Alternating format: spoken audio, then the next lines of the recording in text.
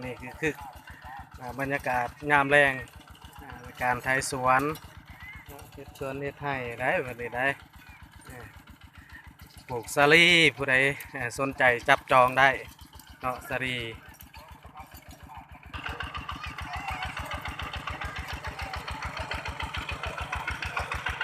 อันนี้คือคนสวนสู้ๆคนสวน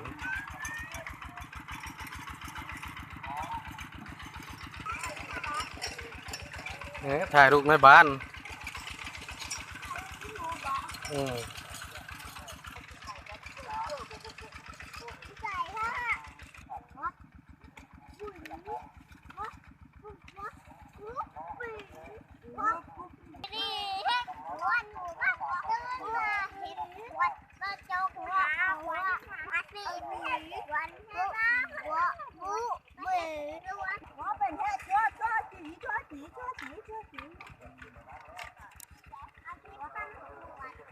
อาชีพทำสวนบ่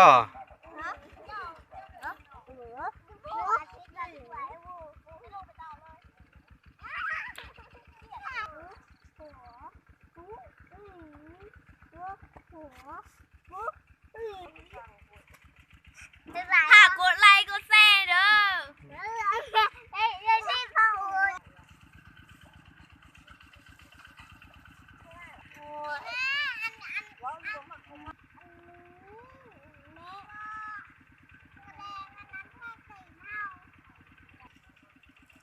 หัวก่อนก็หลายคุณสาวเอาลงเยอะแล้วทีนี้จ่ายเข้าไปด้วย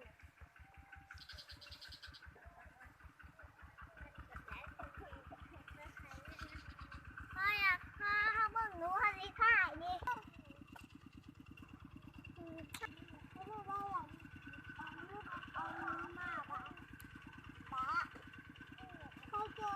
เอา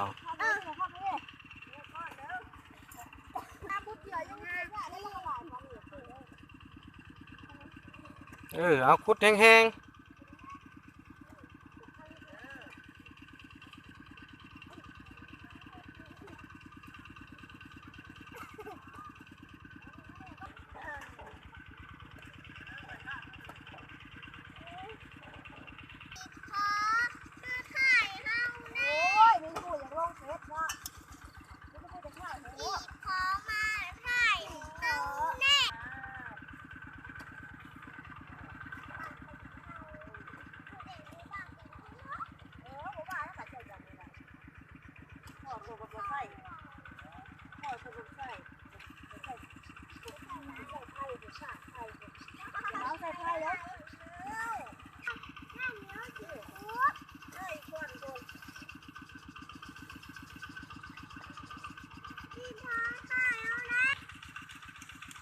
เด็กสาวสวนกำลัง